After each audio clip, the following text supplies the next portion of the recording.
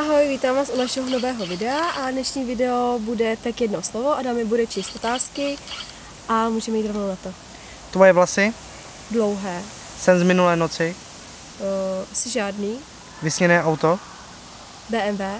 Tvůj strach? Můj strach. Asi výšky. S kým jsi strávil včerejší večer?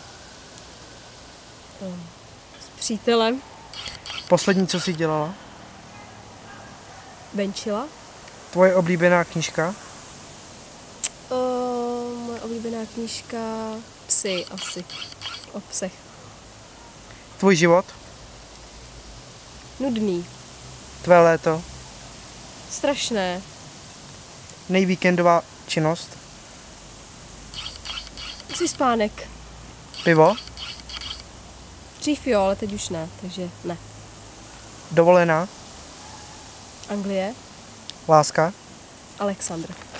Tak, to je konec našeho videa, ještě se mnou s vámi Adam rozloučí, uvidíme se u dalšího videa. Asi bude challenge nebo něco, co se rozhodneme, taky nás asi nejvíc baví, ale zkusíme nějaký challenge. Tak jo. Takže čau. Ahoj.